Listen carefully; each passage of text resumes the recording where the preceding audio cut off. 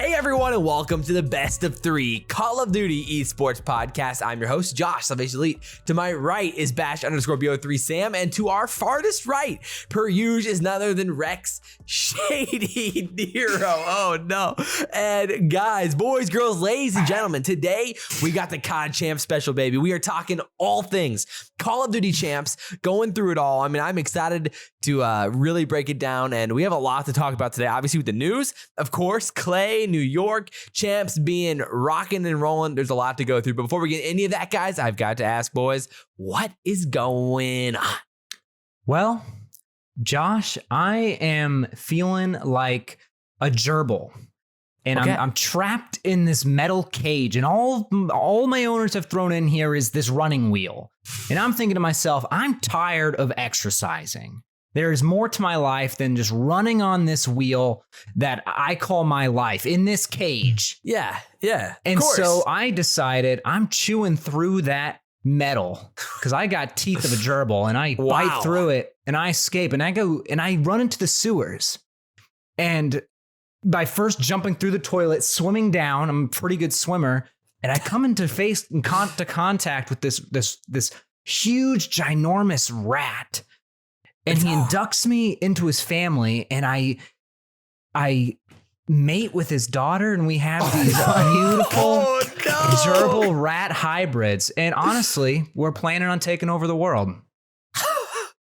That took a turn for the worse. Yeah, how you doing? I'm in control of my own life. You certainly are. Yeah, wow. You certainly are. You best believe it. Wow. Yeah. If that wasn't, proof enough right there. My goodness. Betham, how you doing? I'm doing good. Today this week is Champs Week. So I know, man. How can I not be okay? Facts, bro. Facts, dude. I mean, there is a lot to go through today, obviously. So we're going to be doing some kind of revisionist. Obviously, last week we did our predictions, but this week we're going to be kind of going through some of the things that obviously changed now with Champs confirmed on LAN, with Clay back. So there's a lot to go through there. And we're going to be going through our top 3 teams individually and dissecting them, picking them apart, and the X factors for Champs and some of the players that have the most pressure on them. And of course, some of the teams that are tough to kind of sift through here and what's going to be going on. So there's a lot to talk about today, obviously. But you can listen on Apple Podcasts. You can listen on Spotify. You can watch on YouTube. And you can drop a comment on YouTube. And you can drop a 5-star review on Apple Podcasts. And so hopefully Sam's got one for us today. We'll see. Here we go. 10 out of 10 is the title. The name my word. The name is Review LOL Dumb Nickname. Fair play. Fair play. This is by far the best podcast I've ever listened to. Wow. I agree. High praise. Wow. The knowledge and thoughtfulness these 3 gentlemen, put on display for us every week is truly a wonder. Thank you. My only problem is you always complain that the podcast might go too long. See, that's true. That's not a sabotage. Mm-hmm. But I'd be down for the podcast to be 4 hours. Oh, just an word. absolute marathon. So maybe we can make 2 goodness. hours the new normal. Anyways, I saw a comment on Twitter that got me thinking. Oh, okay. It said there's not enough talent for an expansion. I wanted to hear your thoughts on this. I mean, really, how many people coming from challengers are on the same level as Simp and Dashy? There are 8 teams at Champs, but most people have 3 teams they think that have them possibly winning. Any team can make a run, sure, but how many can compete with FaZe, Ultra, and Dallas week after week? I don't know. Maybe that's a hot take. Any thoughts? Cheers, boys. So immediately my first thought would be thinking back to last year and like a team like the Legion, who even at one point in the year, the Legion actually ended up looking like a reasonably good team. And they made a run to top 2 at one of the home second series. At one of them, yeah. Yeah. And so they made a run. So in a world where a guy like that, they can start making a move and can improve as the year goes along. So in my head, that's possible for even some the expansion teams that would have young talent on them to make those types of runs too. And I don't know, it gets me excited because you can get more opportunities for new faces in the CDL. And then who knows, maybe you find that next simp or that next guy, the next standee even faster than you would have before.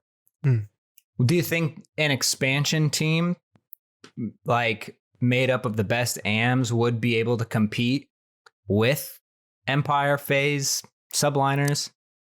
Well, I mean, that's the question. Obviously, like, I mean, of course, it's hard to assume that, you know, a team's going to come out there and be FaZe like right away. Yeah. But I mean, as the year goes on and like these teams You think kind the of try to start potential is figuring there it for 'em out, to the beat potential FaZe? could be there to be at least be competitive.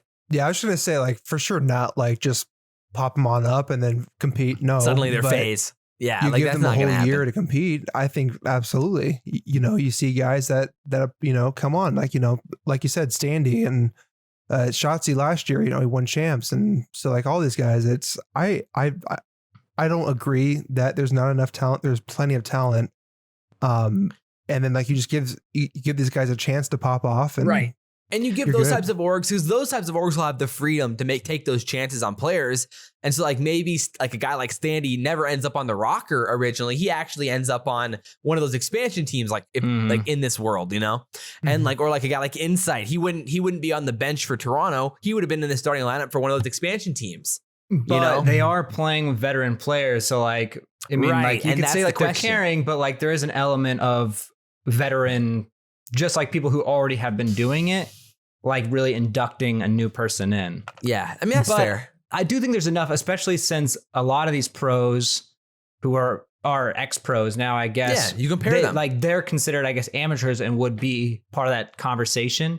Yeah. Oh yeah. Like, I mean, like So, the guys like Tej and Slacked and Methods and Decimate and Fellow and all those guys who've all been pros in their past, or even like guys like Exotic and Royalty, like guys who've been on really good pro teams in the past, you know, who are currently still stuck in the AM scene. So in my head, like those types of guys could definitely, if they're on a roster for a full season with the right team of 4, can make runs and by champs time can be a competitive team. So the thing is like depends on the format, what that would look like. But I don't know. I think it's only a good thing if we can ever get expansion teams in CDL. I do understand the doubt kind of involved on whether they could, like they actually would be good enough to be able to compete. Yeah. And I think part of it is like we really haven't been able to see it happen for us to know, because there just hasn't been enough new talent to really kind of show that. We've only had these 2 seasons. But with the addition of like the pros that are in the AMC, and you like there's at least one expansion team that I'm very confident would be able to compete. Yeah, I think so too. I think that makes a lot of sense overall. So that's a good review though. That was a really, really good review. And Yes. shout out. Thank you for the 5 stars, the 10 out of 10, of course. Yes. And so we do appreciate that. Absolutely. We do have actually, this is the return of the quick question this week. I thought we would preface, so it's back, baby, and I thought we'd preface our conversation of champs, the champs megathon today, with the question of which player is under the most pressure at CoD Champs. And you can take this a lot of different ways, like maybe individual performance, to finish well as a team, to get that dub, to finally win their champs tournament, whatever it is. I mean, what player comes to mind for you as the guy who has the most pressure? Man, you could answer this a lot of ways, I think. Yeah. I'm gonna take this approach. I would say Simp. Ooh, one- interesting. Couple reasons is obviously they've been talked about, you know, is this the next dynasty? They've won 3 of 5. They've won 3 of 5. So really it's like, if they don't win champs, are they not considered a dynasty anymore? Do they break up? All those that's kind of fair. things. And like he's been talking about as being the best player in the game. And so if he doesn't show up again, like he didn't, you know, like they didn't show up last time, I think he's now feeling the pressure, especially after placing 7th, 8th last major. So I would say that Simp, he may not be like, you know, this obviously a debate, but I think he's for sure got to be up there in the top players that are probably feeling the weight of the world right now. I mean, if you're the number 1 player on the number 1 team, there's already an automatic high amount of pressure, I feel like. Yeah. But I think you could take it from this perspective too. Like, think of a player who people like a team is very reliant on, Shotzi. Interesting. For instance. Yeah. Because you think if Shotzi's not playing well, maybe that whole team isn't going to be playing. And then well. they don't finish. They don't finish top 4. They collapse. They have a bad event as a whole. You know, like, yeah, that's fair. On the outset, it kind of just feels like Empire really rely on him, whereas a team with like FaZe, you have Simp, like, yeah, he has a ton of pressure, number one team, but you do have an Abizi and a Celium and an RCDs in your back pocket that there's just a certain level of like, You can get bailed out. I can get bailed out. Whereas I think with Empire, it just seems more reliant on Shotzi than maybe like another person on another team. Yeah, that's a fun take, actually. I like that one. I don't know. I mean, obviously, you know, I think the simp or the face take's really interesting because, I mean, there is that literal dynasty aspect on the line for them where if they win this year, it could go down as debatably the most impressive season of all time. Like it would then be a debate. And so there is that type of like pressure there where it feels like it's win or bust for the FaZe guys. I could also see like an argument for some of the Florida guys, like they need to finally figure it out in this tournament. If they don't, the season goes down as a pretty big failure for those guys. And so if you don't finish like top 3 at champs from their perspective, it really is kind of a struggle of a season. So I could see there being a lot of pressure, like for the sake of like that. Like from that argument, another aspect of it would be like roster mania, like some of the guys who are on the fringe of maybe getting a roster next year, like a guy like Havoc, like, you know, what's his future looking like next year in the CDL if Florida loses their one match they have in champs. So there's a lot of pressure on a guy like that to like really play hard and make sure he can maintain his spot in the CDL next year. And then there's probably a handful of guys that are in that situation too. Like Slasher, I think is a name. Yes, you know, Slasher for sure. And some of those other guys too. So I think that's a really fun conversation, and maybe one we can talk about even more in the second half of this podcast. So good question. Yes. Without further ado, I think we can get into the news of the week, and we got some fun stuff to talk about. Let's get into it.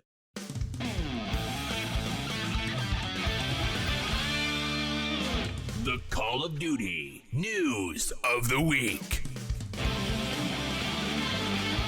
News here. We got the news of the week. At it again.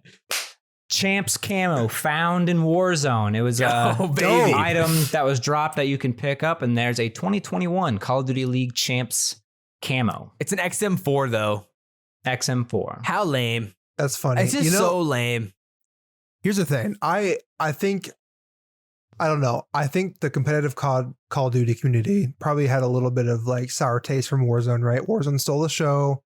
They become the child. I'm the jealous middle child, you know? We are like, the middle child now. Yeah. So, you know, it's like, I don't want, you know, Warzone, whatever, but as it stands, Warzone is the moneymaker, and it is cool to see that they are actually implementing some stuff. Like we saw the Empire banner for the Champs banner. Mm-hmm. And so like, it is cool because, you know, people are gonna be like, okay, what in the world is this camo? That's weird. And it's like Champs and then, you know, all this stuff. So I love this move. Right. Hopefully they can keep doing more stuff. And obviously they've got the Vanguard reveal, which we'll be talking about. I forgot to mention that. Exactly. We'll be talking about Vanguard in its own little segment here, talking about all the leaks and everything too. Yeah. But that's coming up in Warzone. Yeah. Like this seems minute and small, but I think this is a big deal for, you know, the future of like implementing the two together. And so if we can work together, that'd be awesome. You know, Warzone might be the heart of the show, but we're still here. We're still here and fighting. So do you think this is some skin that they're gonna like release with like a code like during champs? They might, where you can like go plug it in and get it. Yeah, so that was the thing that was supposedly gonna be happening. So hopefully I think there's definitely gonna be some sort of rewards, but we'll see. Mm-hmm. Yeah. Next up. Most of us probably already know Champs is officially on with fans on LAN. Man. Thank goodness we're having the fans there. Mm-hmm. Thank goodness. I mean, hopefully it'll be exciting. Yeah, exactly. And then, I mean, that was paired, of course, with the Scump Envoy news that they tested negative for COVID, which means that they are back at it again. So with that paired with the Champs news, you know, I mean, overall positive signs for LAN. I mean, that's just good news. I think it'll keep the energy high for the event, the excitement for the event, the validity, kind of like the feeling that it's like a valid, no excuses type event there. I think that's just overall good signs, things you love to see, and the event's going to be hype. That is for sure. I'm curious if they're going to do like any more restrictions for the fans, like, you know, certain areas, like you can't move past this line, or you know what I mean? Like, I think I know like the pros and like coaches and like other like names, I don't think are going to be hanging out like with it. There's going to be no meet and greets, like I would imagine. Yeah, for sure. So that'll be interesting to see for sure. I mean, I'm now really excited for the whole event. Like, it's going to be high energy and it's going to be a ton of fun. So that is legit. I can't wait. Sad news. Multiple sponsors leave the CDL, U.S. Army being one of them. I believe T-Mobile might have pulled out as well. Astros. Astro. Like those are some big name brands that probably brought in a lot of good money. But they're gone. Just due to the Activision lawsuit stuff and all the news that came out about that. Right. So I mean, that's the biggest thing, is that a lot of people are kind of associating this with like the success of the CDL being the reason for why they're leaving. But I mean, that's just not at all what it is. It's literally directly related to Activision and the lawsuit against Activision from the workplace in sexual assault cases and things like that, accusations from the lawsuit. So, it really it doesn't really reflect on the CDL in the sense that that's why they're leaving, but it's just that the company's not wanting to be directly involved with Activision anymore. Yeah, they don't want to be attached to that news. Yeah. So what's curious is, how long will this last? Will we get back these sponsors, or is it pretty much just like searching for new ones at this point? Like will Turtle Beach come Astro, in? Like that's a freaking foundational piece of competitive COD, Yeah, pretty much. Like, since MLG it was always Astro, I feel like. I mean, I think maybe once the lawsuit's over, like those sponsors will come back. Yeah. But just, the heat that the company's getting itself, it's hard to justify staying attached to it. Yeah. But once that maybe like dies down and things are rectified as much as it can be, I feel like they would come back. And this has to affect the next season right away, right? Because I'm sure there's going to be some sort of gap between sponsors. I mean, that's the biggest thing too, is also with the attraction of expansion teams. There's no way this helps. I can understand why it's like negative news for sure.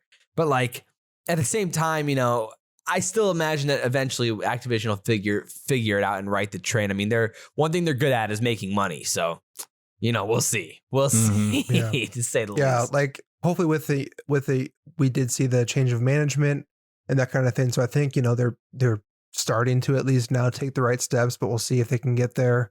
Especially what happened in the lawsuit, and that kind of thing. But hopefully we can still get a good season next year. I hope this doesn't mean like they're gonna do more of the online events now to save money. With this. So we'll see. There's a lot of unknowns. I'm sure we'll figure it out and we'll start seeing new sponsors come in, but it definitely is a little concerning to say the least. Oh, for sure. But yeah, Rex, what else you got for us? So lots of Surge news happened this week. Lots of drama, lots of I guess leaks about what was kind of going on in the inner circle of all that. I guess to start off, Surge wanted to get Standy as a sub going into Black Ops Cold War. But Standy didn't even know about it. And I guess what was it, like a money issue? Well, yeah, so that's the thing. So Octane in his video said that they wanted to pick up Standy, and then Nubsy confirmed it too, which makes sense based off how connected he is to the scene. And I mean, Standy was one of the guys heading into this year that everybody was looking at as a potential breakout. And so it makes sense that Nubsy would want him. But they didn't give any more details about how that conversation went down. I would imagine it was like, hey, LG, we want to pick up Standy. And they're like, no, shut up. You're the sub. And he's like, okay, like, all right, bye. And so that's why Standy didn't even know about it technically, because it never even got to the point of asking Standy if it was possible.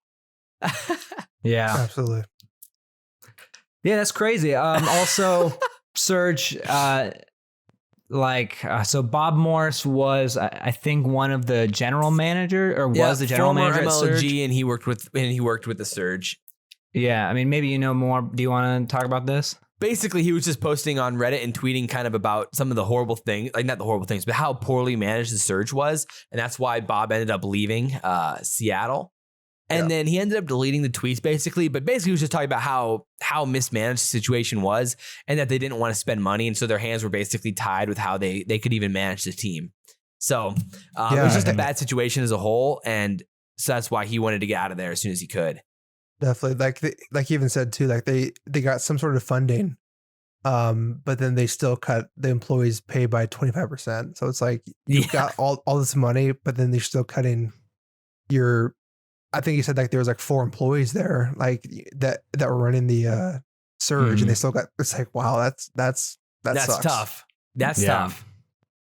So that was just kind of an interesting side note where there was definitely been some lack of just overall mismanagement of Seattle. And then like that also comes into play, like, you know, the negative press heading into roster mania and like what that could look like for the rosters they want to pick up in the future, whether teams really want a team there, knowing that if something goes wrong, you might not be able to get the guy you want to get if you're trying to make a roster change, you know? Right. And so, and like and then compare that to like LA Thieves, who will freaking pick up literally anyone you want. You know, it's like completely different vibes, you know? Yeah. It's pretty crazy.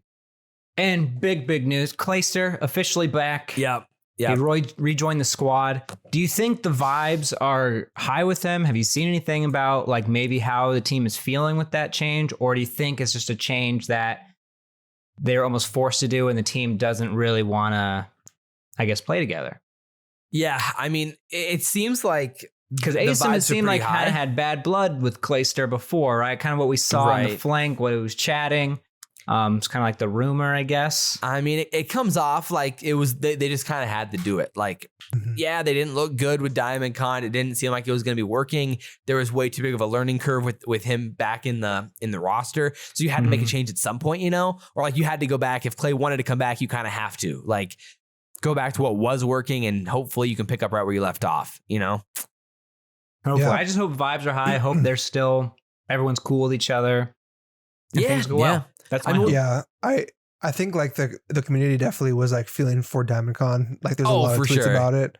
And then even like Diamond Con like tweeted out or like replied to Clayster's tweet, like I said, like, you know, go get the ring. But you know, there's just going to be like hard feelings there. I mean, deep down, you know, he's pissed. I mean, Diamond, I think, has a really good shot on getting on a team next year. I think he got way more exposure playing in the league, and people were talking about him being like almost a Rookie of the Year candidate when he first joined on. I wouldn't say plays one or like 2 series. Yeah, I don't know, because I mean, you think about it, like I think his stock's high. I feel like he gets picked up more than somebody who never played in the league, to be honest. People tend to look at the later half of the career, you know, going into the next season, and he kind of got screwed over this later half where he didn't get to play in Challengers Champs and he didn't get to play in this champ. So I think that's going to hurt a lot. I don't know. Yeah, I agree. Maybe it comes down to what the contract, and then it depends what the contract situation is. Like there's a world where he's just their sub again next year, depending on, you know, where he's at with the roster right now. So who knows? But I would say, I would put it like a 30%, maybe less, that he actually gets on a team next year. Really? Yeah. I agree with that. I mean, he is like an AR, so I guess like AR is just like a harder role to get. Exactly. But I don't know. I feel like he would be a top candidate. If someone's trying to pick up an AR, I feel like Diamond Con is someone you would definitely consider, seeing as he has played in the league and he's done well. But if you're gonna, you know, compare like let's say Methods and Diamond is still like this young Gravity or Sib guy.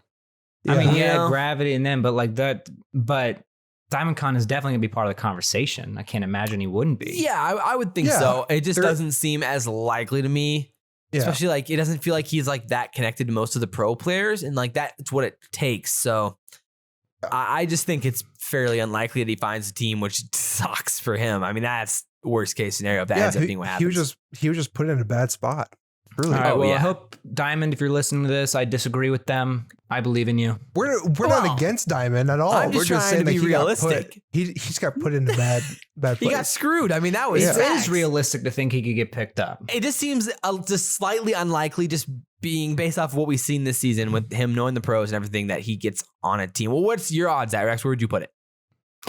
I mean, I think the teams already, like, if there's expansions or not will make a difference. I think there's expansions. I think he'll be. Well, that's fair. I think he has a good chance of getting on a team. I don't think there's going to be expansions, though. But if there is no expansions, AR is a hot spot. And I'm not saying it's going to be easy, but I'm not going to act like he just has no chance. I think if somebody's looking to replace an AR, I think Diamond Con's name will be one of the names they look at. for the most part. Yeah, but it's just like when you're competing with guys like Accuracy and Methods and Sib, Gravity, there's just a lot of guys, Hamza, like any of those guys like are really, really good options. Yeah. So it's hard. So we'll see. Not to mention, like General and even some of the other guys too. There's a lot of really good options. I don't know. It just doesn't seem very likely to me. Sam, where you at? Where would you be your percentage at? 25. Okay. All right.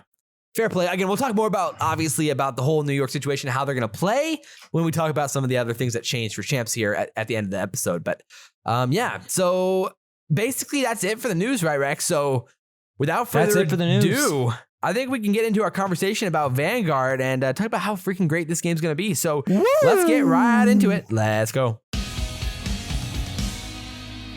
This is the price we pay for what we do.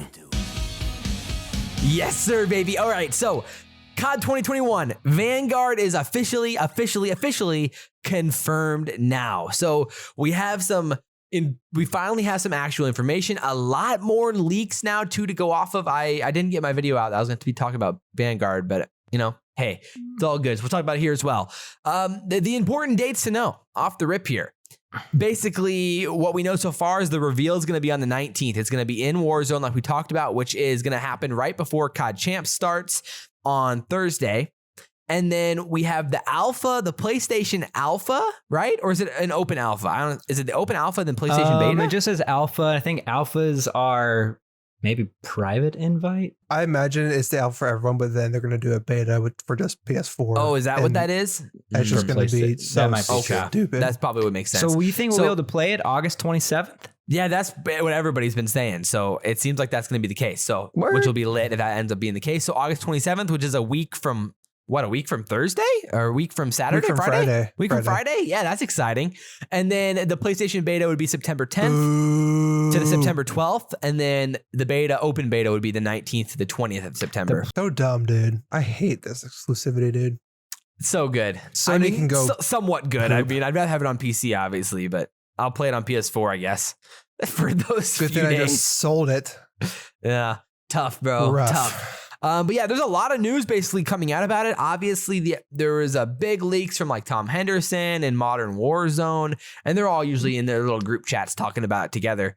But Henderson said that there's supposedly 16 multiplayer maps at launch. That is 16. Really cool. Good news. Where did this come from? I mean, this is a hype. Some of them are bound to be good competitively, right? Like 6 with Cold War, I think it was. Wasn't it or something? Yeah, like, and 8 with Modern Warfare. Yeah, I'm just like, oh my word. Because then, you're bound to get like bad ones too. So it's like 3 playable ones. Yeah. I mean, yeah, it's what happened with Cold War, So like, I mean, 16's lit. Law of large numbers, you're bound to get at least 4 or 5 out of that. That are at least okay, Yeah, and so some of the other leaks before we talk about all of them, idea would be there'd be 10 attachments. For which is pretty insane if that ends up being the case. Well, do you think when it has the attachments, do you think they're throwing perks? Like a perk would be considered attachment? No, I think that picture shows like 4 out of 10 attachments. And from the conversations that I had originally, he said that there were some loadouts where you could have 10 attachments. So it's just like, why? So it's kind of like what's I it called in this game? Gunfighter, where you just can have a ton of attachments, but you can't have perks really. Or you only I don't know. So that was the thing. I mean, like from what I had seen with like before was that you have all the attachments and then you'd also have the stun and the nade. So where's the room on the gun? There's no more room. I don't know. I mean, like they're like attaching a scope on top of a scope. Like you got 3 scopes rocking.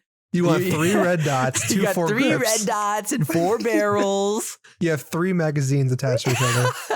Like, yeah. Well, it's going to be like it is now, right? Like you already can do 10 attachments. 8. It's either 7 or 8. But yeah, I mean, at the end of the day, like with the attachments, it's going to be basically just like Modern Warfare's again. So we're going to be going back to a very similar Modern Warfare situation, I think, with a lot of those things, which makes sense. I mean, in the sense of like the direction that a company would take it to match with Warzone. So yeah, I don't know. It just overall makes sense. I don't love that though. I don't think anyone in the competitive scene loves that because Aches is already writing up and Slasher are already writing up their GAs as we're speaking right now. Drifter has a lot of work to do, that's for sure. Yeah, that's pain. I mean, imagine the combinations there too. So the other things was that there'd be supposedly, Tom Anderson said there'd be a very strong emphasis on competitive COD. Very vague. I mean, don't get my hopes up, man. I mean, know. what type of tweets are these? Because I mean, that's just pain with the emphasis on competitive COD. Mm-hmm. And then the idea that there might be some dynamic environments, which was a really weird like situation for some of this. Like that, they said that there was an example where you could potentially shoot the floor, and then the floor would collapse, and you could fall from one floor to the next, like from one level of the building to another. It's like Rainbow Six Siege, like literally like R6. So like, what? Like, I feel like that could create for some crazy SD situations. I don't know about that. Oh yeah, for sure. Like, do you think in competitive that those things can be turned off, and like that's how that'll work in competitive? It could. I don't know. I don't know. I imagine no. I imagine they're gonna use it in competitive, just like we use doors in Modern Warfare. Now we're gonna be using holes in this game. Yeah, so and wooden doors and stuff like so. Like I guess like the trade off they made is that you can just break the stuff and then it will never spawn up again. So like there's gonna be a door, but once you break the door, it's just gone. Yeah, that's fair for the rest of the round or whatever map. Maybe for the game, yeah. We'll see. I don't know. I'm still very optimistic about the game from what I had been like already known about the game and everything. Like I'm definitely still looking forward to it. Again, if you despise Modern Warfare's movement, I think then you might be in trouble, because I think we're going to be in a pretty similar situation in Modern Warfare's at least movement aspects of the game, which personally I didn't mind the movement aspects of the game. It was just more of the spawns and all the other things that we talked about, the maps. And the dead silence is the biggest X factor right now for the game, I think. Yeah, if I haven't said it a million times, I'll say it again. Modern Warfare had fantastic mechanics. Like the gunplay? The gunplay, the movement was really fun. It was just the rank support and the maps were really, it's a thorn in the side. Massive really. Weakness. Yeah. So like, that makes sense. You know, take Modern Warfare, you know, the engine and everything, and they put it on the best maps we've ever seen. And with a dev team that definitely has generally been more favorable towards competitive COD, which is Sledgehammer. Yeah. So I don't know. I'm still very optimistic. And then we have heard from different people that there's very possible that there is a league play near launch or at launch, but it seems pretty iffy exactly about what that could look like. So we'll see. I mean, Sensor, it was really funny. Sensor had his like predictions tweet for what would be in the game. And then one of the leakers or Modern Warzone like said like, oh, Sensor must know. And then he like quote tweeted it. So that was a problem. But normally Modern Warzone's been pretty accurate with things, but that was a swing and a miss right there. So at this point, overall, gauge your interest and excitement for the alpha. Where are you at with the game? Based on what Tom Henderson said, I have much higher hopes now, especially if there is that competitive support. And the fact that they have a ton of maps, I think we might be in for something fun and really good. I know. I do get excited every single Call of Duty. Like, it's almost inevitable. It really is. You know, it's come to a point where it is very popular to hate on next Call of Duty. Like, you know, you'll see the announcement and be like, oh, I'm skipping this Call of Duty. And it's like, you don't even know. And so I am very excited. But the fact too, like you said, Rex, that like we're seeing the leakers get like excited about it. It's like, something's a little slightly different. It's just different. So I'm very excited. I mean, the teaser trailer came out, and that was like, I thought it was like some of the coolest cinematography stuff we've seen from like teaser trailers from COD. Yeah. I thought it was really cool. And the fact too that they like made a point, like I'm pretty sure Tom said like it is colorful too, which is a big deal too, you know. World War II or like, you know, the World War genre. Even Modern Warfare. Pretty dreary. We don't need grayscale. You know? No. So old timey stuff. No. Yeah. I think they've learned a couple lessons over the years, I think. So That's we'll see. I would say like, I mean, before like the news of this week, I was like at a 7 out of 10, maybe a 6.5 out of 10, like excitement and interest in the next game. And now, I mean, getting my hopes up with 16 6v6 maps and the potential of good competitive support. I mean, I'm pushing like an 8.5. I'm more excited for this game than than I was for Cold War, than I was for Modern Warfare. I mean, maybe BO4 was the last time I was this excited. So, and maybe before that, honestly. So we'll see. I'm really looking forward to it, man. I'm really excited. For all the zombies fans, Treyarch is making the zombies. True. So like that's double hype. I love zombies. So yep. Yeah. I mean, hopefully we're not redoing the cycle where every year at this point in the year, everyone kind of starts hyping it up. All the pros are going to hype it up. So therefore, everybody else is going to start saying it's going to be great. We buy it. Then a bunch of complaints. Now everyone says they hate it, but everyone just grins and bears it and keeps playing it anyways. But I think this is different. Yep. I think it's inevitable that cycle is still probably like a little bit going to happen, obviously. But I think if we have that ranked support close to launch or near it, that's going to help so much. And if it's right, if it's the same ranked we have now, it's wrong. Trash. Yeah, exactly. The three biggest hurdles right now is what will the rank look like? What is Dead Silence going to look like? And give us smoke grenades / snipers having flinch again. So those kind of like 3/4 bullet points are the three biggest hurdles right now, where if we can hit those and if they turn out how we want them to, then suddenly this game could be really good. So I think Dead Silence, we'll see. I think it's going to mimic Warzone a lot. You think it's going to be like Modern Warfare then? Yeah, I think Dead Silence is going to be the same as Modern Warfare. Like a field upgrade? Yep, I think so. I think they're trying to make it so Warzone and the games itself can really connect together. It's like the 10 attachments thing, or maybe we'll just bring that into Warzone. But yeah, I expect similar things to how Warzone plays is what they're aiming for. Yeah, that's kind of the vibe I'm getting to. But overall, I mean, I would say I think all of us are at least at this point pretty optimistic and Fringe very excited for the game, and hopefully it doesn't let us down. And if we can really if we actually get to play this game within 2 weeks, oh my goodness. Like, it's going to feel good. That's going to feel real good. This is definitely like not on the game though, but like if we can get the league to start sooner than February, that would be cool too. Dude, that would be facts. Cool. Can we please have an event or some sort of like early December, like first week of December, like what we always did for MLG? Event. Come on. Be great. Amen. But so without further ado, I think we can get into our talk on CoD Champs X-Factors. So let's get right into it, baby. Let's go. John, one thing I can promise you, even in this market, is that I never ask my clients to judge me on my winners. I ask them to judge me on my losers because I have so few. Okay, baby. So CoD Champs X-Factors. We're going to be talking about some of the guys that have like the biggest talking points right now, some of the guys that we got to go over. And of course, the big changes this week with the official news that Clay is back, and that's probably where we can start. So, I mean, Rex, lead the way. I mean, we kind of thought that this was going to be the case last week. We all kind of made our predictions based off the idea that Clay was coming back. But we swung and we hit a grand slam there, but we struck out on the fact that it was going to be online. So we thought it was going to be 50-50 odds. It happens once in a while. We got to be wrong once. We can't always be right. I mean, my goodness, always. How boring would that be? So so it ends up, of course, confirmed on LAN now. So in your head, NYSL back on LAN with Clay. Like, what's your outlook on the team at this point? It really comes down to the vibes.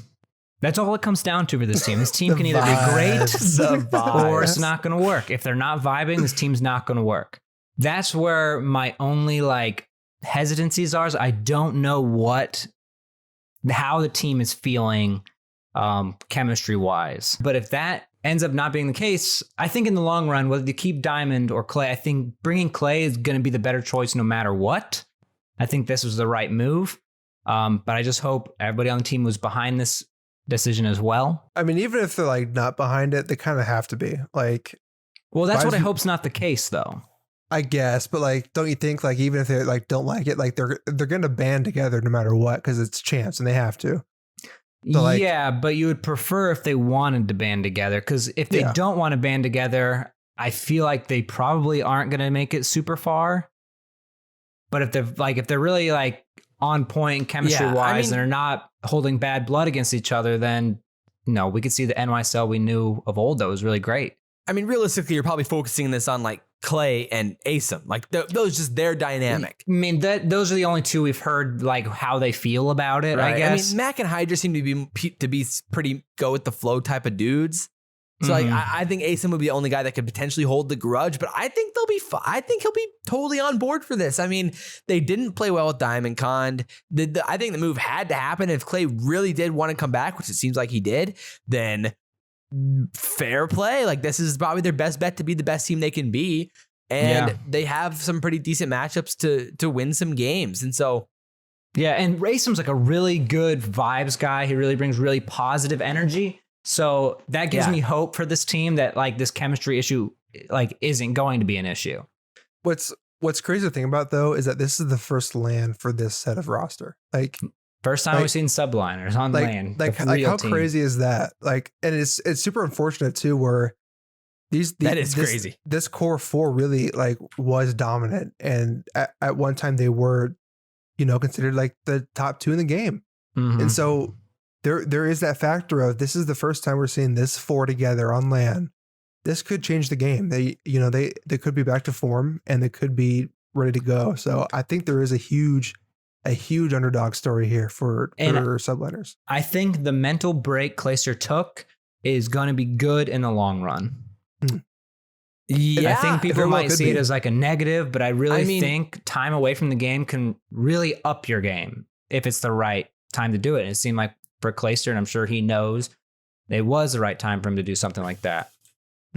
Yeah, I get that. I'm just a little bit worried about, the last time, again, we saw this team, we talked about this last week, but the last time that we saw this team play, they weren't playing well. And that's why Clay left in the first place. So I'm not immediately I don't really immediately want to hop on board here and be like, this team's going to win, because it's like last time we saw this team of 4, they lost to Thieves, they got 3-0'd by Optic, then they lost to London 3-2.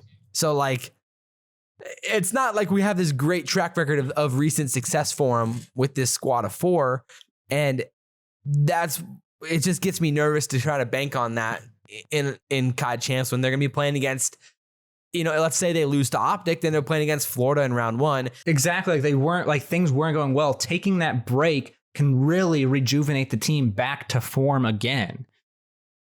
Yes, it can, but you also need to get good quality practice in and be good in practice and translate that practice into LAN. And so it's like, there's a lot of X factors there. And so obviously they're a dark horse, and like everyone wants to call them the dark horse, which is, fair, because they can be a top 3 team with this roster, but it's just so hard to see that happening when they're going to be playing against like either Dallas or Rokkr or Florida, and like they're going to be playing Optic in round 1. They can't compete with them. They can, but like 100% they can. No, for sure. But like compared we to haven't seen it in like a month and a half. And then compared to the practice that all these teams are getting with the core 4 the past month. I think that's what he's kind of getting at, is more just like the preparation of it. Okay. So it's like they'd have to really outperform their mean average right now, like as a unit of 4, and like it really takes some crazy steps forward. Like legitimately, if this team finishes top 3, I would be beyond impressed. I would be so impressed. Like that would be such a testament to Clay and like what he brings to a team. If this team like legitimately makes a run, like that would be crazy. It would be insane. And like that's another factor too, is obviously like Clay on LAN, and like with the full 4 team. Oh my gosh, I can't speak with his team core 4. It's my word. His core 4. Jeez. Like if a Clay picks up that intensity and picks up that hype on LAN, like that is a scary sight too. So there's a lot of factors within Clay being back that can really propel this team forward, or it could kind of lead to right away elimination. Yeah, that's the thing. And so, again, do you trust Hydra to be more consistent? Do you trust Asum to be more consistent when you have Clay kind of directing the troops and doing a lot of that? I would imagine so. And like, I think it was a phenomenal learning experience at the last major that New York taking played. The training wheels off. almost in a way, it's like, yes, like now when they're back with Clay, they kind of already know how to play without him, that they're just going to be that much stronger from it.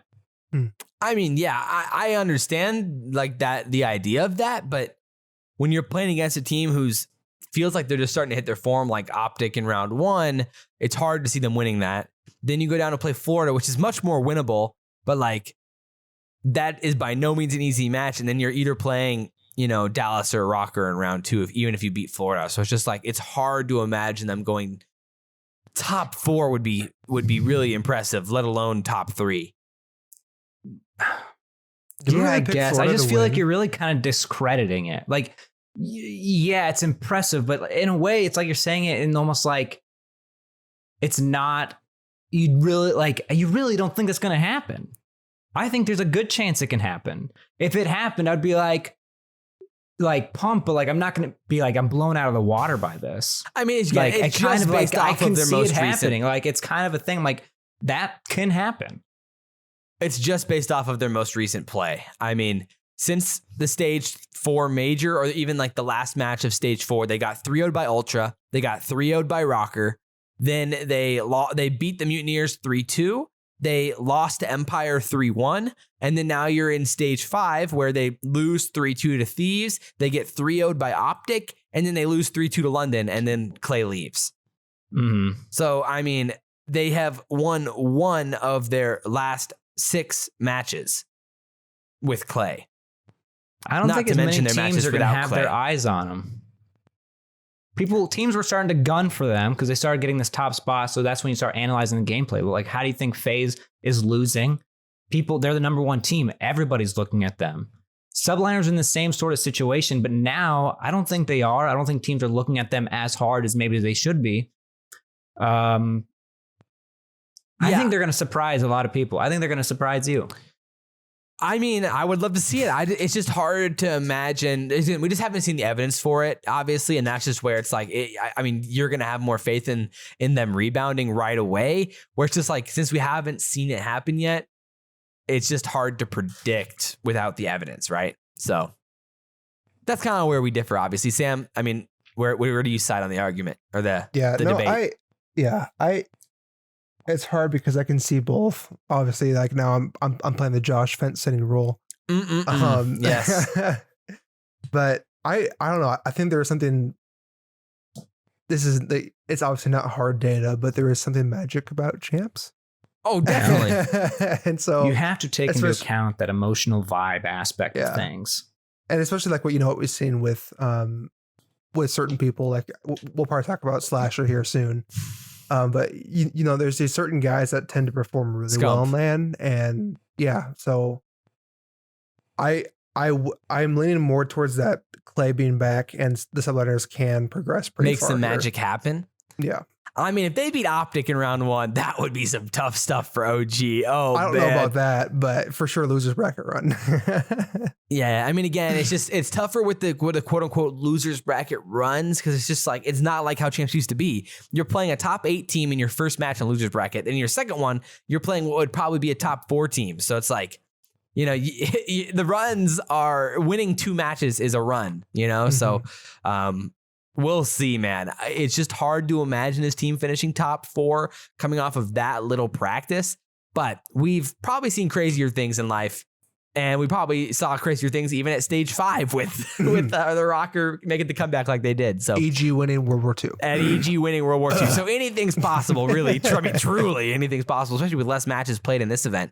So, I mean, on the other side of the coin, from a team that hasn't really done anything lately to a team who's done everything lately, the Rokkr, and the debate about whether or not they can keep this thing up. What's the X factor for the Rokkr to keep this thing going at champs? I mean, it depends what you want to say, but there's definitely a momentum based thing with them right now. And they're going to have to be able to put that to rest and show that they can be consistent even through the champs. But people are looking at them hard now. And this team again, just found a glimmer of light. You're giving Dallas multiple weeks to prepare for your match. That's why it's just like, and that's why a lot of people in the comments last week said we were heavily sleeping on the Rokkr, which is fair. I mean, we had them losing to Dallas. we had them losing to Dallas in the first round and then had them losing to Optic in the losers round. So they ended up going 0-2 in our predictions, which we're going to talk about our predictions here in the next little segment and maybe edit a few things. But like the question is Rokkr the truth? What they showed us, is that the truth? Right. Or was that the fluke? Or was that the fluke? Well, yeah, like I definitely get the criticism of, sleep on Rokkr, but the facts is that we never saw that from them up until that point. And so when you're taking like the data, it would show that like this was a random lightning strike that happened, and it's not going to happen again. The guys you're looking at are Priest and Attach. Honestly, you've got Standy who has been performing very pretty consistent, well, honestly.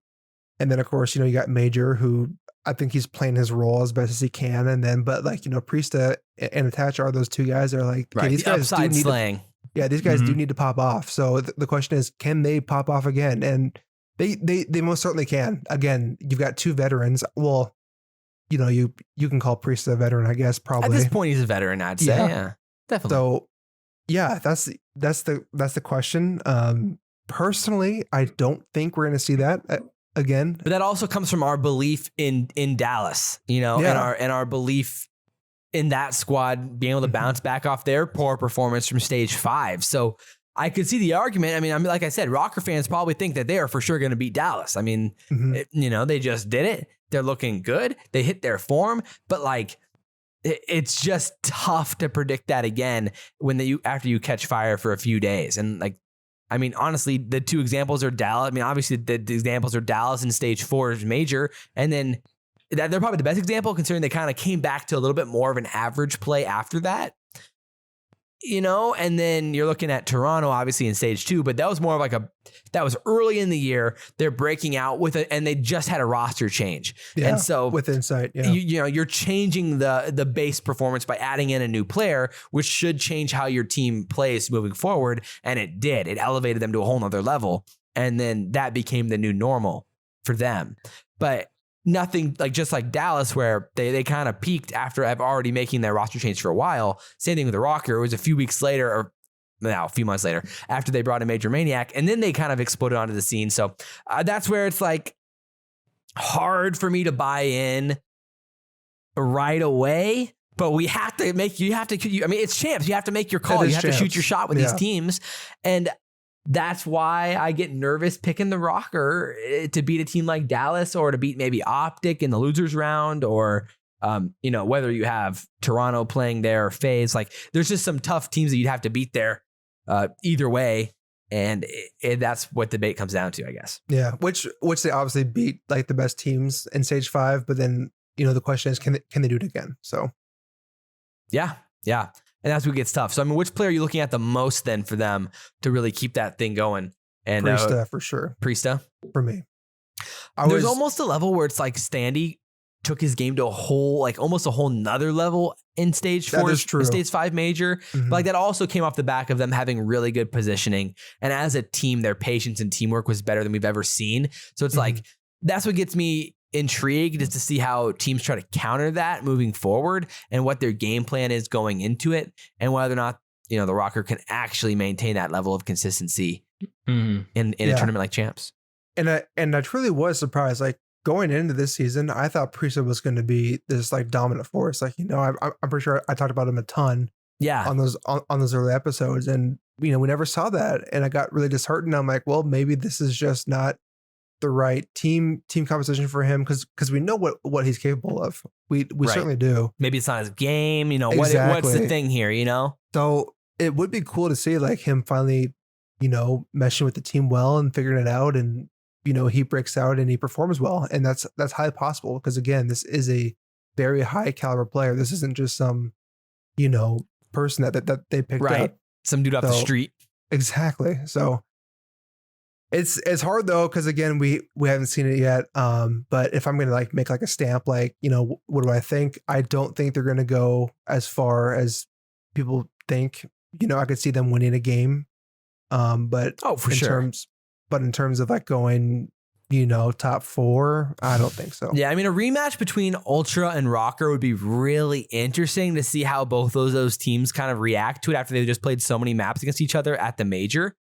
Mm-hmm. So like if you end up having like a Rokkr, let's say Rokkr beats Empire in round 1, now you're looking at, the Rokkr versus Ultra match, and then suddenly you're like, man, they just played so many maps against each other at the major, a total of 12 maps against each other at the major. And that's like freaking 3 or 4 full series, 5 full series, depending on like what that looks like between teams or whatever. So if it's like 3-0s or 3-0-1s, whatever, but I don't really know where I'm going with that. Just more the fact that it would be really fun to see them play again because we would see how the maps would end up playing out with all the rematch of maps after they played on at Champs. So yeah. I mean, Rex, where would you lean on that argument then with Rokkr?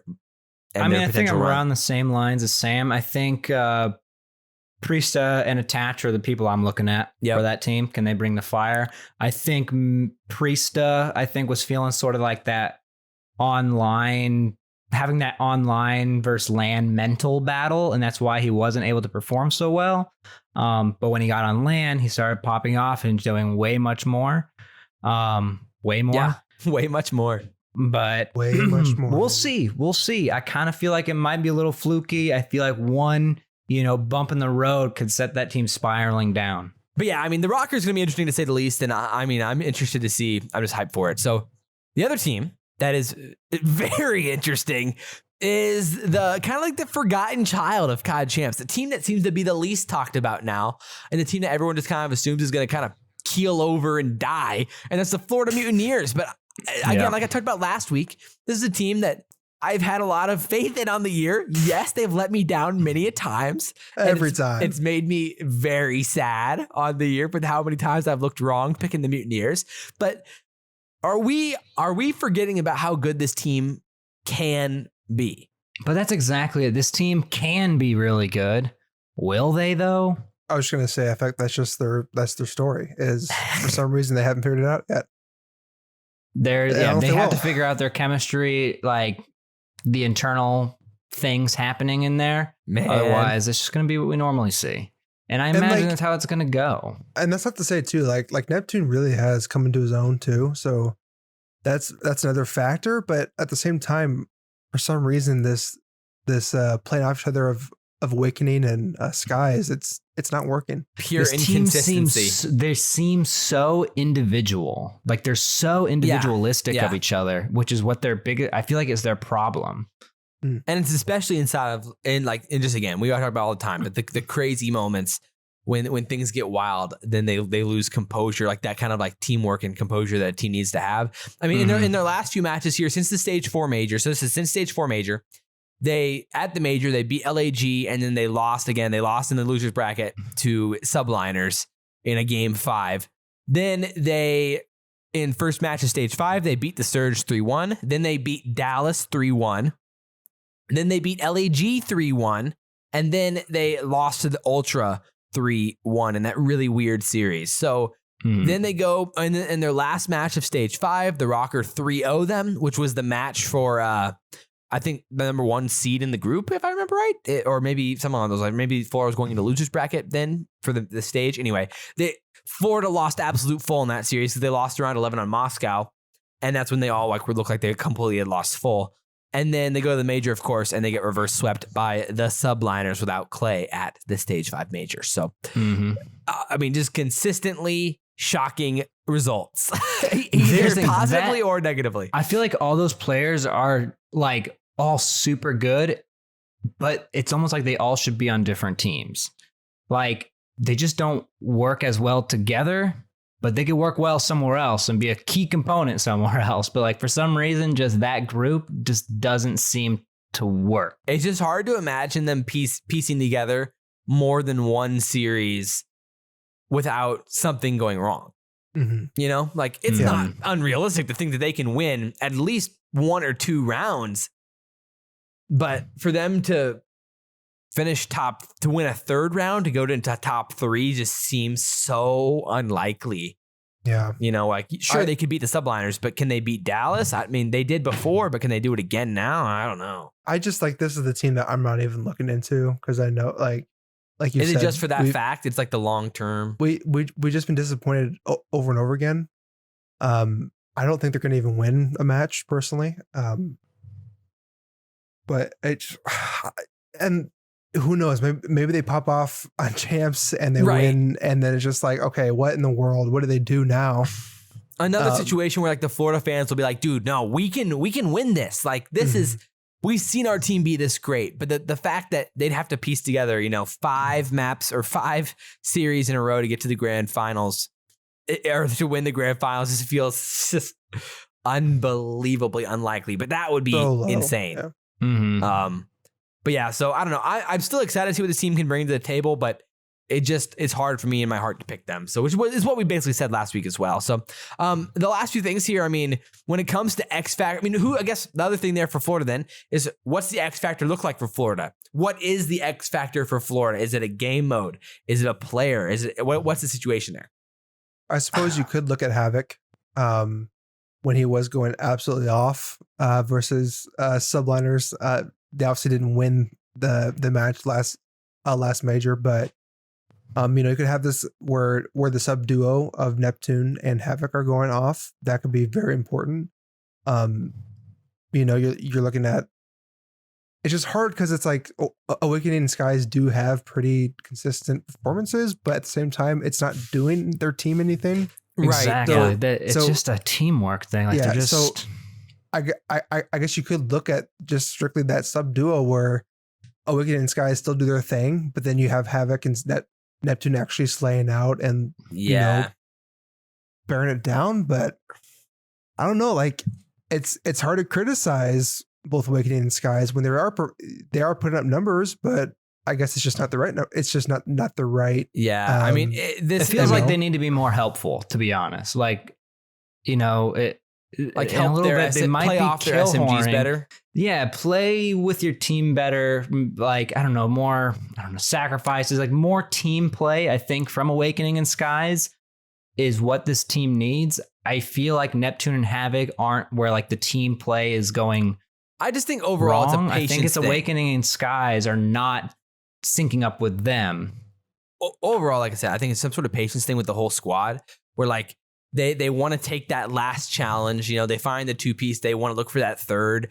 And instead of maybe backing up, playing their life and pushing up the map together as a team with map control, they get a little bit individual. They get a little bit separated. The trades don't come through as cleanly against some of the best teams in the CDL. And then like we saw in that Rokkr match when they got 3-0'd right before at the last match of the stage 5 group play, like the Rokkr just picked them apart by playing literally the slowest CoD they've ever played. And like the Florida just kept pushing in and flying into the hills. And control's been a big problem for them in stage 5. And they haven't been a great control team on the year, but especially in stage 5, they lost it to Surge, they lost it to Empire, they beat the Gorillas, but they lost it to Ultra, they lost it to Rokkr, and they lost it to Subliners. So they were 1-5 on the stage in control. And so if you can at least give yourself that extra map, that chance, and start splitting those controls a little bit more 50-50 at least, you know, that's where you're looking at and trying to beat the subliners or, you know, whoever they end up playing in round 1, Optic or subliners in that controls. I mean, if you're always losing the controls, I mean, it's tough to win a series. Mm-hmm. So unless you're incredibly good in hardpoint, which they're not. So like you have to get better at control if you want to start winning these series. So I guess we're gonna have to see and watch with them. So with them there. So Slasher on LAN. Speaking of the other team that people overlook here is, of course, LA Thieves starting in the losers bracket. And again, they're gonna have a tough matchup off the rip. They're gonna have to play the loser of Rokkr and Empire. So you're not gonna have an easy match off the rip, but it's CoD Champs, so you shouldn't expect one. Thoughts on a match like this and what this could look like for those teams? I mean, looking back at the past 2 champs, you've got last year Modern Warfare, where Optic Gaming made a pretty incredible run, you know, to say the least. They were one S&D round away from beating Huntsman at the time. Yeah, and then the previous Black Ops 4, you have 100 Thieves making the losers bracket run of the century. Like, what in the world? So there is definitely something to say. There was a fly on my mic. I do apologize. But It's all good. There is something to say about Slasher on LAN, Slasher at Champs. Yeah. Well, on LAN at Champs. World War II, if you borrowed that, shoot. Fair play. That'd be the best counterpoint to probably anything else. Absolutely. So, it definitely is more of a, like I said, there's not like a lot of data here. It's more just about what we've seen. Reputation. It's Champs time to turn up. But I think if you're looking at a dark horse, it has to be LA Thieves. Yeah. Especially again, they took Ultra to a game 5 in the major in that first round. I mean, the Ultra ended up being a top 3 team at that major, or the top 2 team at that major. And then the Thieves beat Subliners 3-1. And then they end up losing to Empire in a pretty close overall series where it went round 11 in the S&D on Miami, and then it went to a control round 5, and then the hard point that they lost on Moscow was 250 to 234, and overall was a pretty impressive series from both teams. So, and they win the checkmates. The biggest thing is, can they be more consistent on maps not called checkmate? And what does that, and can they really pull that off against the best teams in CDL, which is to be decided, I guess, to be seen. Definitely. Yeah. And I've been a huge fan of Draza here. I think it's very unfortunate that he's been dropped, or benched like 3 or 4 times, or, however many it was, but he really is the breakout star on this team. I truly believe it. He's been phenomenal. And when you have all 4 of those guys, especially John too, if he was kind of not the most impressive, but again, John's another veteran where we've seen him perform well at Champs. You go back Black Ops 3 and World War II, he had an amazing game there too. So I don't know. Again, this is more of just like what could the be. The potential that could be, but it's just like that's where it gets incredibly difficult. Exactly. So do I think they're going to make the run? I don't, but man, it would be cool to see it. And I don't know what that means for this team. Right. If they get bopped out top 8. But we'll see. The 2 X factors that come to mind for me would be kind of just the overall idea of the sub duo and seeing how Draza, I feel like we haven't got a good feel for how Draza and John can really actually play off of each other. And we've seen them both make some pretty solid individual plays around the map, but it hasn't been like as sub duo-y and impressive as some other teams around the league. So that kind of comes to mind. And then, like I said, playing and finding that consistency on other maps, not named checkmate against the best teams in the CDL. Cause like, they beat Ultra on checkmate hardpoint. They beat Dallas on checkmate hardpoint. They beat Optic on checkmate hardpoint. So I would imagine teams are going to start kind of figuring out the trend here and maybe saying, maybe we don't play them on checkmate hardpoint. And then what are they going to beat us on? So that's what you're going to be looking for here is maybe those vetoes. And then if they actually have a chance to play checkmate hardpoint, then maybe they have a chance in the series. But that's what I'm looking at for sure when in those first few matches of champs for them. Absolutely. So, any other potential X factors come to mind for you? Like with any other players that you're looking at in the CDL to make a play? Is there anything else that comes to mind?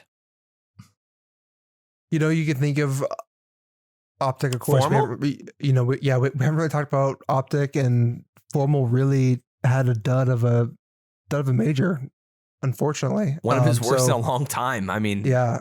It was bad. So if you have all 4 of these guys hitting stride, and you've got the crowd, of course, is going to be majority Optic. We already know from every other event that's happened. It could be time for Optic to win finally. But there again, they've definitely have been falling short most of the time. However, if you do look at the past, I believe 3 majors, it's been constant improvement. From I think it was like top 6 or top 5, major 3, major 4 is top 4, major 5 is top 3 or 3rd. So yeah, there's something to be said there where they have been improved every single major. But there again, you have all these guys. Will they ever beat the Ultra? Exactly. And it just seems like from what we've seen, these guys, they have a lot of talent. But they beat them they once. Really do. Exactly. So here again, it's another team where it's just like it's hard to put your money on them. From what we've seen, and gosh, it's just hard. It's been very unfortunate for Envoy to not have the like the same crazy year that he had in Modern Warfare. It's been kind of up and down there. Scump has been looking actually really impressive the kind of the whole year, truly. Right. I mean, especially inside of Search and Destroy, obviously. Mm-hmm. The question is, can Envoy and Scump keep up consistency in respawns? And we've seen them both pop off at individual different times, but then again, that teamwork gets tough when you're playing against the best teams to stay patient, especially when you're playing against other really patient teams like the Ultra. And we saw that like on that Checkmate Hardpoint where the Ultra beat them in the major, where you're just like, I think the Checkmate Hardpoint, right? Yeah, the Checkmate Hardpoint, where you're just like, it just felt like Ultra completely out-rotated them and then just played so much more patiently, and that ended up being the difference in the map. And so we'll have to see how that plays out moving forward as well. So I guess with that said, we can probably now just talk about, I guess we'll just play the best in the game drop, because why not, right? And talk about our bracket a little bit here before we finish up the podcast.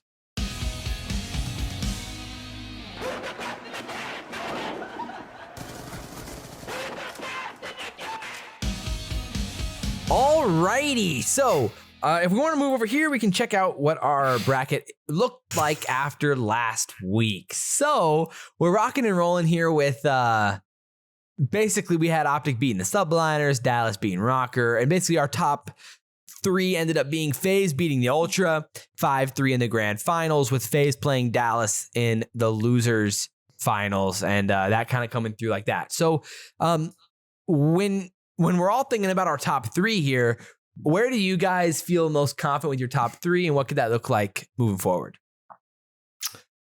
I think FaZe in top three, I'm very confident in. I'd put Ultra probably my top three. Okay.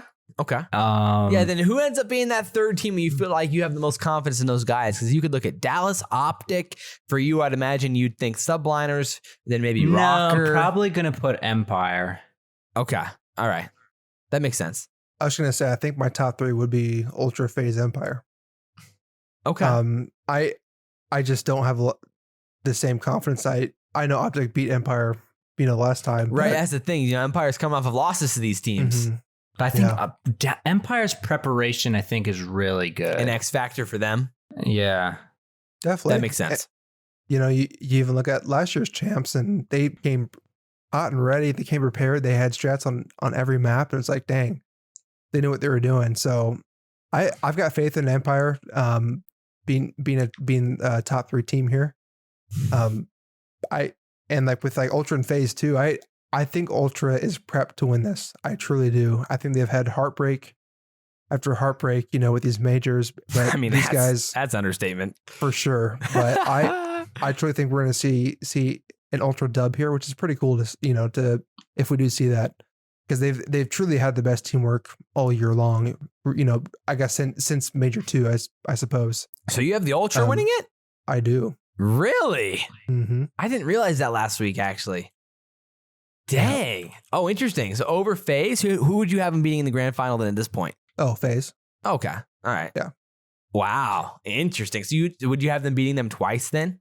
Like from winners finals and grand finals? No, when I did my bracket, I had them losing 3-2, winners final, and then making their way back up. So okay, so you had FaZe coming from winner's side. Yes. Interesting. Okay. All right.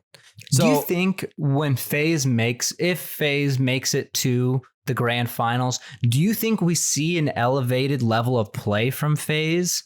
Because I feel like that's one of the things FaZe has never had, because they're always at such a high level. But there are teams like the Ultra who have more that swing more.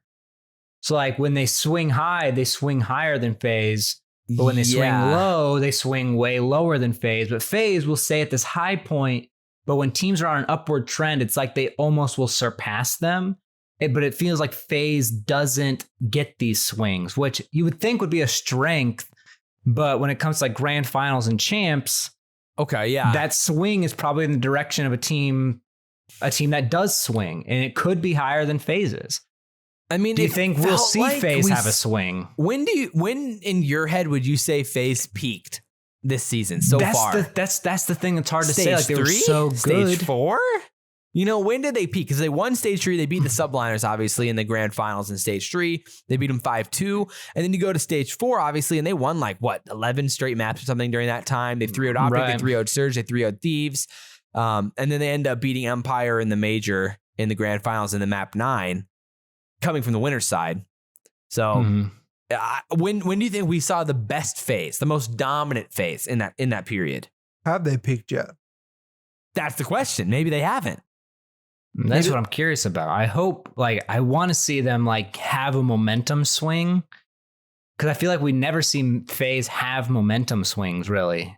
They just are what they are, and they play a little bit better or they play a little bit worse, but they never have these major swings happen. Right. I mean, you would say that Stage 5 was obviously the worst FaZe we've seen all year. I mean, yeah, they lost 3-1 to Rokkr, then lost to Surge 3-2. And the Surge were playing FaZe, and the Surge had the fans, the Optic fans behind them. Because obviously, Optic fans want FaZe to lose, you know? And so, when we're looking at the bracket this time around with FaZe is going to potentially play Optic in the first round of winners round 2. So it's in their first match of the whole tournament.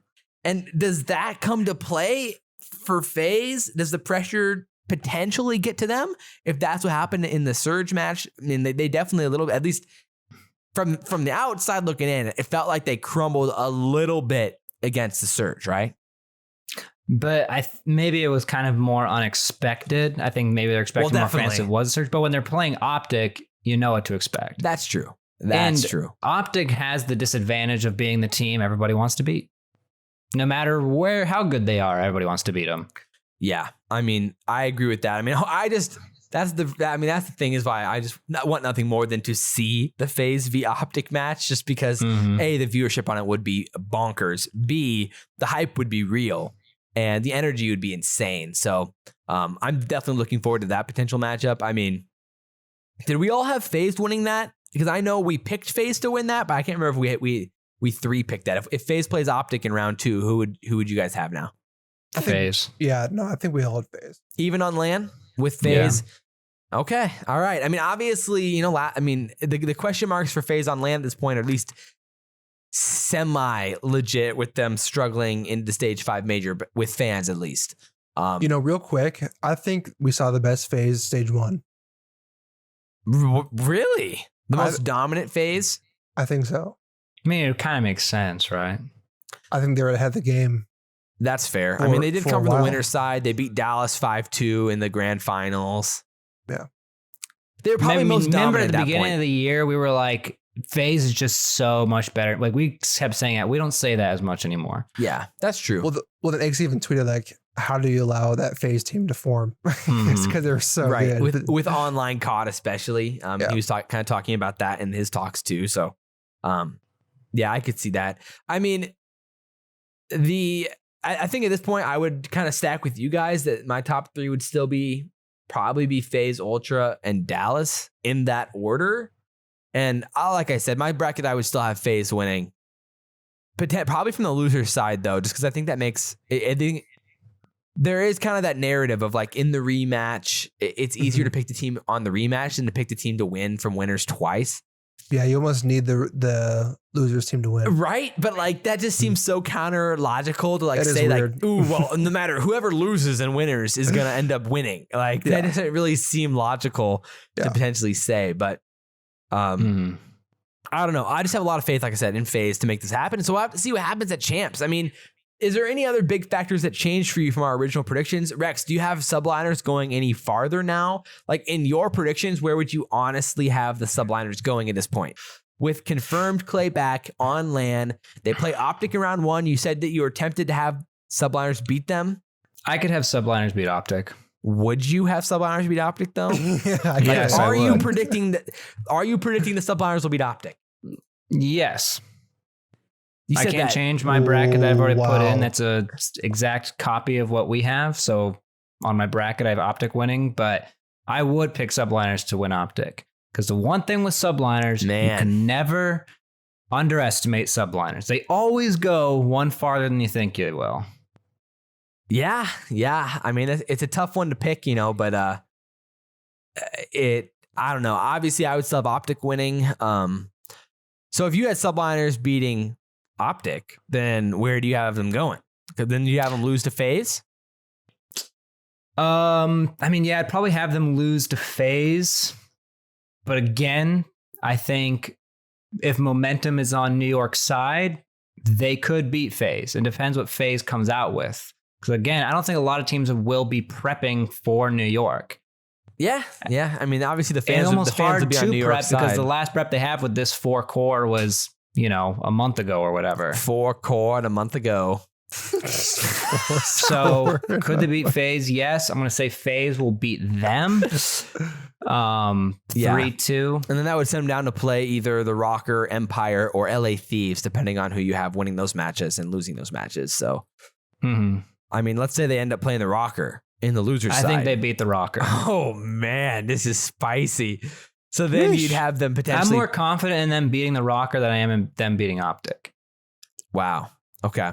And then you have them maybe playing Dallas then in the loser's side? That's when things get sticky for me. Or Optic, if you have Optic beating Dallas, I guess, but... So once that Dallas one comes in, messy. I could see them beating Dallas because I think Dallas again is very reliant on Shotzi, whereas with New York, all 4 of them, when they're playing their best, they have like this equal share, I think, of work to do. Yeah. It's evenly distributed. But with Empire, it seems like they use Shotzi as a crutch, and I think that could be their downfall and why Empire can't win champs. But yeah, obviously there's a lot of different ways it could go, but I think we're all feeling pretty good about those types of teams. And so our last little segment here is maybe some guarantees. I thought we can play one more drop, and we're coming in hot here with some guarantees. So without further ado, let's drop it, baby, like it's hot.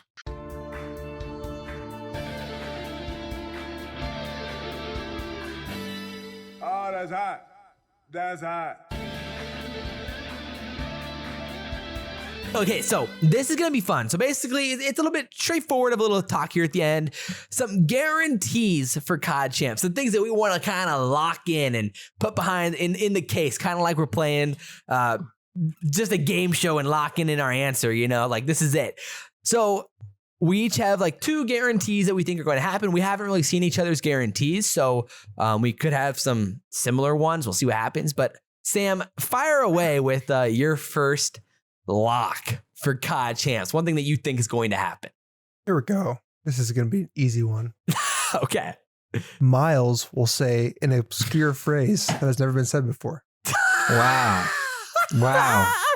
You went Sam, a that's a really completely different direction. Very controversial topic there, Sam. Wow, some hot takes from Sam here. Wow, It's gonna happen. dude. I don't think Miles will really take that kind of risk, to be honest. No, he will. It's CoD Champs. It just seems, I don't know, Look, risky play. I'm not sure if he's in an irrelevant employment position to be able to do that with what's happening at Activision. Listen, with Miles' stats, like we've seen in the past, we've seen his stats of he's hitting his stride.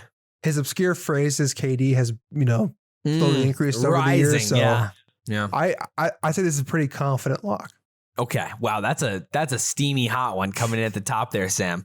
Things you love to see. Rex, fire away with your next one. Your first one. So I guess mine is going to be a little bit hotter. I think Rokkr will win 1 series the whole tournament. Dang. Okay. Yeesh, that's a lock. And you're locking in the Rock. Yeah. That's dang, man. That's tough, bro. That is what we call spice. That is, man. That is. I mean, obviously we talked a lot about them already. I mean, they would have some tough matchups. Which one do you think is the most likely that they would win then? Their loser bracket match against LA bracket Thieves? match. Yeah, LA Thieves. Oh no. Dang. That would be so unfortunate for them. That would be really unfortunate. Wow. Okay. Well, that's crazy. So my first lock was that maybe this is obvious, but I kind of want to lock this thing in. I say the Optic will at least finish top 4. They will finish at least top 4. They're not going to lose earlier. They're going to get there. That means they'll win at least 2 matches. They'll beat New York, and then they'll beat their loser bracket match to get to at least top 4 at Champs. I feel very confident in that. Wow. I mean, that's bold. It's bold. I don't think they're going to get third. Don't get me wrong. I think there is a world where Optic has been kind of showing up if Formal can turn things around, which I think he will. Yeah. I think it's definitely a possibility, and I think it fits a narrative that makes sense for Optic to make it that far. Yeah. I think they found the right groove, and they're going to be in a pretty good spot here heading into the tournament and I have confidence in those guys to show up when it matters at Champs. So I think top 4 feels about right for them. That's not only bold, it's brash. Ooh, bold and brash. That's how I love to see it. Speaking of brash, Bash, what's your prediction over there? There we go. My second lock is going to be Florida will not win a match. Oh man, we're bodying everybody out here. What the heck? What? Dude. The lock, baby. You think they're going to lose to the subliners then or Optic? I do. Locked in? Yeah, I think so too, to be honest. Early out.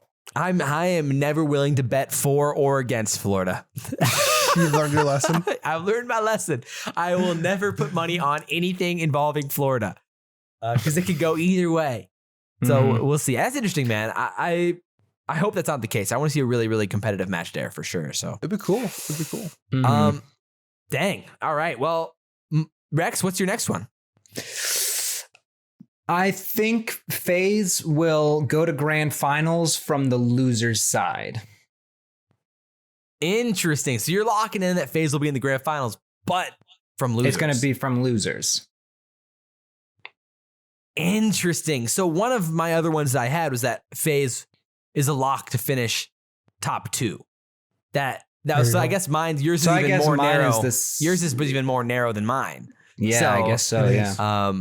Okay. Interesting. Wow. That's actually crazy. Yeah. So, I mean, I like it. I think FaZe will be there. From losers is really interesting. I mean, that's very possible. We had it. That's what our bracket ended up being as our conglomerate bracket with FaZe coming from losers. So it's very possible. I like it. I like that one a lot. The other things I think is going to happen is that Ultra, I'm really confident the Ultra are going to finish top 3. Like if I had to put money on one team finishing top 3, I mean, it's either FaZe or Ultra for sure. And it feels like almost more of a lock that the Ultra would finish top 3 than FaZe. Like almost like how confident do we feel in this team bringing that level of like COD? It just feels so good. But I mean, obviously I think all of us are pretty confident in FaZe as well, but I feel that was pretty locked in. The Ultra could be there. That was one of mine as well. Ultra will finish top 3. Well, there you go. So we have a kind of a multitude of ones to pick. Whether we'll obviously only pick the ones that we end up being correct on to put on social media later. So make sure you guys look out for our fun clips of us bragging about how accurate we are when we only got 1 out of 8 right. So we'll see what happens. But with that said, we can go into intelligent or irrelevant. Sam, lead the way.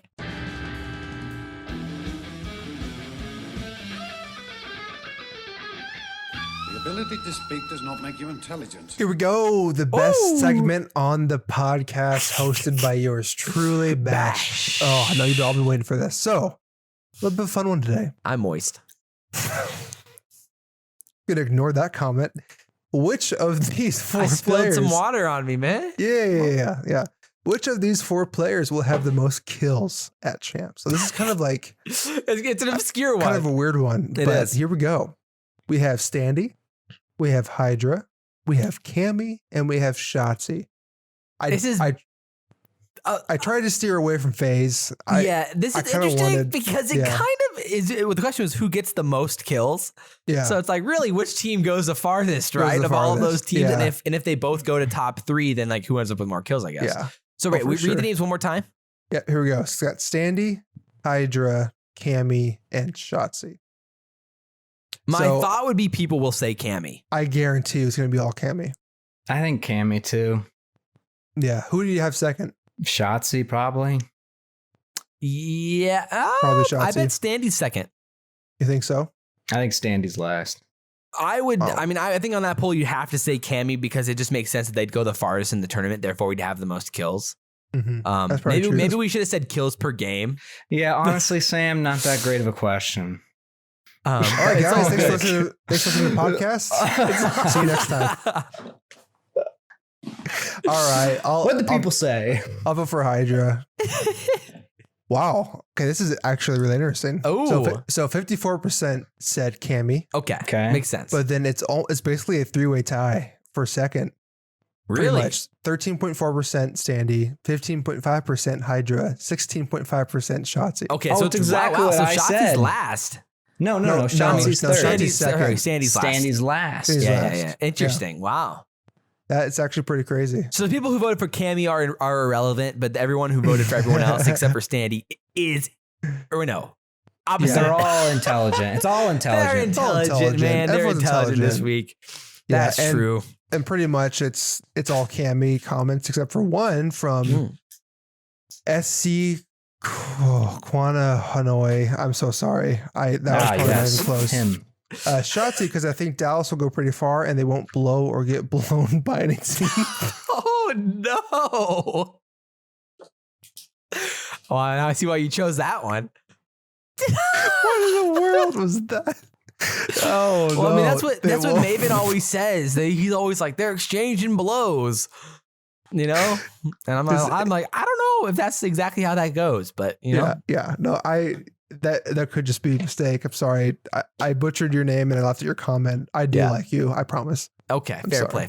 But there it is, boys. That's intelligent or relevant. And that's the podcast this week. Sam, Rex, what are you guys watching this week? Shameless. Always Shameless. Still watching it? Dude, it's one of my favorite shows I think of all time. The writing in Shameless it's amazing. It's really, really good. Well, nice. And the acting, the actors are perfectly cast. The writing is amazing. I don't know. I love high the praise. show. Yeah, it's really, really good. Me and my roommate have been starting to watch. He hasn't seen The Last Kingdom. We already talked about this previously on the podcast, we're been going through that a little bit, so we've been enjoying that. Nice. Sam, anything for you? Yeah, fun fact. My wife is getting induced on Friday for our third kid. Fun fact, Champs celebration. And so we pretty much said like, we'll of course be watching Champs the whole time, but when I'm not watching Champs, we're gonna be watching Schitt's Creek. So okay, all right. I've heard good things about that show. Yeah, I've seen a few episodes and it's actually pretty funny. So you know what I've heard really good things about? Ted Lasso, but I don't know anything about it. Didn't it win a lot of Grammys? I think it did. It might have. I don't know, but I hear people talking about it all the time, and I have no idea what it's about or anything. But I hear it's amazing. Yeah, me either. I haven't. Well, fair play, but all right, boys, that's the podcast. Hope you guys enjoyed this episode. If you guys did, drop a comment down below on YouTube. If you guys are watching on YouTube, which of course, I mean, the GOATs, they be watching on YouTube. And if you guys listen on Apple Podcasts or Spotify, the podcasts, I like the podcast, drop a review on Apple Podcasts. Those 5-star reviews, we'll be reading some of those. And again, Champs this week, be on the lookout for a lot of content coming out down the barrel. It's going to be a good time. And make sure to subscribe on YouTube as well. Hit that notification bell so you don't miss any uploads. And guys, this has been the Best 3 CoD Esports podcast. I'm Josh. To my right is Bo3, Sam, and to our front right per usual is Rex, Shady Nero. And guys, this has been the Best of 3 CoD Esports podcast, and we will see you next time. We out.